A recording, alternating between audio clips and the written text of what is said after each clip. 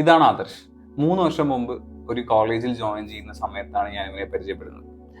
ഇപ്പോൾ 3 വർഷത്തിന് ശേഷം നമുക്ക് ഇവന്റെ എക്സ്പീരിയൻസ് എങ്ങനെയാണ്, ഈ കോഴ്സ് കഴിഞ്ഞതിന് ശേഷം ഇവൻ എന്ത് തോന്നുന്നു, ഇവൻ മൊത്തത്തിൽ സാറ്റിസ്ഫൈഡ് ആണോ, ഇങ്ങനെയുള്ള കുറച്ച് ചോദ്യങ്ങളാണ് നമ്മൾ ചോദിക്കാൻ പോകുന്നത്. ഈ ഒരു സെഷന്റെ ഉദ്ദേശം എന്ന് പറയുന്നത് കരിയർ പ്ലാനിങ്ങിന്റെ ഇമ്പോർട്ടൻസ് എന്താണെന്നുള്ളത് നിങ്ങളെ അറിയിപ്പിക്കുക എന്നുള്ളതാണ്. ഓക്കെ, അപ്പോൾ നമുക്ക് സ്റ്റാർട്ട് ചെയ്യാം. Adarsh, welcome to the show. Thank you. Okay, നിന്റെ എക്സ്പീരിയൻസ് പറ. നീ ഇപ്പൊ എവിടെ എത്തി നിൽക്കുന്നു, നീ ഇപ്പൊ എന്താണ് ചെയ്യുന്നത്, എന്നെ കുറിച്ചൊന്ന് എക്സ്പ്ലെയിൻ ചെയ്യും. ഞാൻ 3 വർഷം മുന്നേ ഒരു കോഴ്സ് പഠിച്ച് എങ്ങനെയെങ്കിലും നമുക്കൊരു ജോലിക്ക് കയറണം എന്നൊരു മൈൻഡ് സെറ്റ് ആയിരുന്നു നമുക്ക് ഫസ്റ്റ്. ശരി. സോ അതുകൊണ്ടാണ് നമ്മൾ ബാംഗ്ലൂർ പോയി പഠിക്കാൻ തീരുമാനിച്ചത്. ഓക്കെ.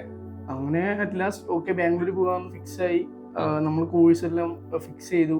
എന്നിട്ട് പോയി പറഞ്ഞ തന്നെ അഡ്വാൻസ്ഡ് ആയിട്ടുള്ള ഒരു കോഴ്സ് തന്നെ എടുക്കാന്ന് വെച്ചിട്ടാണ് BCA ആയിരുന്നു ഞാൻ എടുത്ത കോഴ്സ്. ഓക്കെ. സോ നമ്മൾ അത് വെച്ച് തന്നെ പ്രൊസീഡ് ചെയ്തു, അഡ്മിഷൻസ് എടുത്തു, ക്ലാസ്സിൽ പോയി തുടങ്ങി.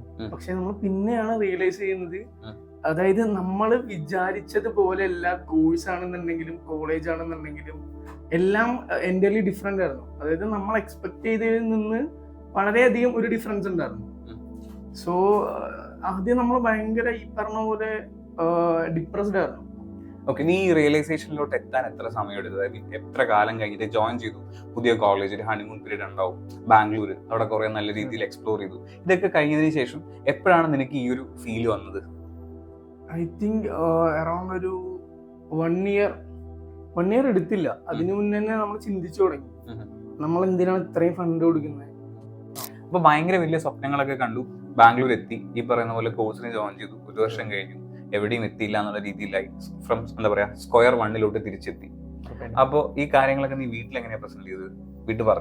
വീട്ടില് എനിക്ക് കൺവിൻസ് ചെയ്തെടുക്കാൻ വളരെ ബുദ്ധിമുട്ടായിരുന്നു.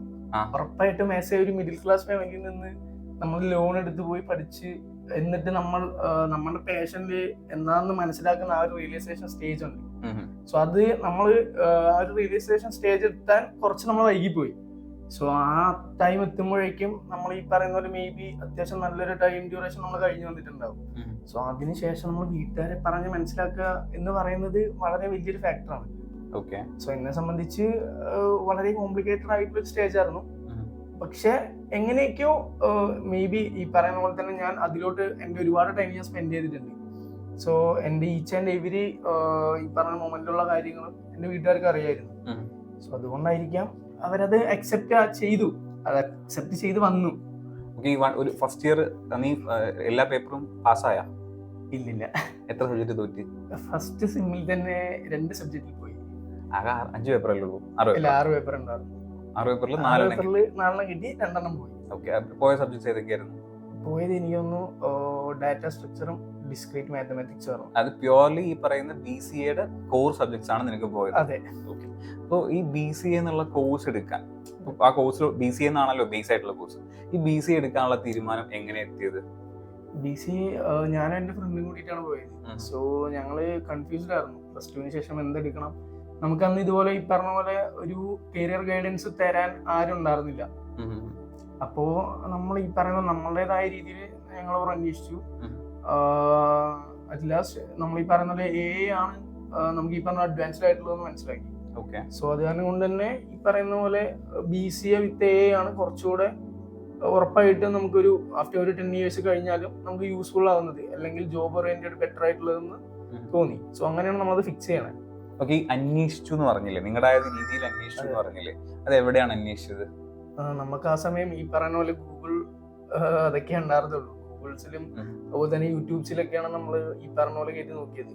അപ്പോൾ എല്ലാവരും പറയുന്നത് ഈ പറഞ്ഞ പോലെ അത് നമുക്ക് ഈ ഇത്രയും ജോബ് ഓറിയന്റഡ് ആണ്, അല്ലെങ്കിൽ നമുക്ക് ഇത്രയും വേക്കൻസീസ് ഉണ്ട് കഴിഞ്ഞ എന്നുള്ളതൊക്കെയാണ് പറയുന്നത്. പക്ഷെ അതിൽ എന്തൊക്കെ പഠിക്കാനുണ്ട് എന്നുള്ളതിനെ പറ്റിയുള്ള ഒരു ഗൈഡൻസ് ആരും തന്നിട്ടുണ്ടായിരുന്നില്ല, ഒന്നിലും എക്സ്പ്ലെയിൻ ചെയ്യുന്നുണ്ടായിരുന്നില്ല.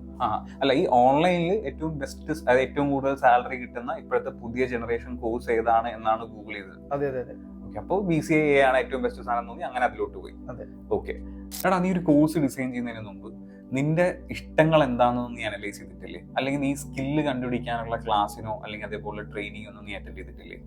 നമ്മളെന്ന് വെച്ച് കഴിഞ്ഞാൽ ഈ പറയുന്ന പോലെ ഉറപ്പായിട്ടും ആസ് ഒരു മിഡിൽ ക്ലാസ് ആയിട്ട് നമ്മൾ ചിന്തിക്കുമ്പോൾ നമ്മൾ വിചാരിക്കുന്ന മെയിൻ ആയിട്ടുള്ള ഒരു കാര്യമാണ് ഈ പറയുന്ന പോലെ പഠിച്ച് ഈ ഒരു 3 വർഷം കൊണ്ട് നമ്മൾ കഴിയുന്നു, അതിനോടൊപ്പം തന്നെ ജോലിക്ക് ചേരുന്നു. എന്റെ ചോദ്യം അതല്ല, നീ ഒരു കോഴ്സ് എടുക്കുന്നതിന് മുമ്പ് നിനക്ക് നിന്റെ സ്കിൽസ് എന്താണ്, നിന്റെ എബിലിറ്റീസ് എന്താണ് എന്നുള്ളത് നീ ആലോചിച്ചിട്ട് പോലും ഇല്ലേ ഇപ്പോൾ? ഇല്ല. നിങ്ങളുടെ ലൈഫിലും ആദർശനെ പോലെ ലൈഫിൽ ഒരു കുറേ വർഷങ്ങൾ കളയാതിരിക്കണമെന്നുണ്ടെങ്കിൽ ഒരു എക്സ്പെർട്ടിന്റെ സേവനം നിങ്ങൾ എടുക്കുക. ഇവൻ നമ്മളൊരു അറിയാത്ത സ്ഥലത്ത് പോകുമ്പോൾ പോലും നമ്മൾ എല്ലാവരും ഗൂഗിൾ മാപ്പ് യൂസ് ചെയ്തിട്ടാണ് പോകാറുള്ളത് അല്ലേ? അതുപോലെ തന്നെയാണ് അക്കാഡമിക് കൗൺസിലേഴ്സും. നിങ്ങളുടെ എബിലിറ്റിയും നിങ്ങളുടെ സ്കിൽ എന്താണെന്ന് ഐഡന്റിഫൈ ചെയ്യാൻ ഞങ്ങളെ കൊണ്ട് പറ്റും. എന്ന് വെച്ചാൽ കാലങ്ങളായിട്ട് ഞങ്ങൾ ഇത് തന്നെയാണല്ലോ ചെയ്യുന്നത്. നിങ്ങൾക്ക് അനുസരിച്ചിട്ടുള്ള കോഴ്സും നിങ്ങൾക്ക് പറഞ്ഞു തരാൻ പറ്റും. ഓക്കെ, അപ്പോൾ നാളെ വേറൊരു ടോപ്പിക്കിൽ വേറൊരു ഗസ്റ്റുമായിട്ട് കാണാം.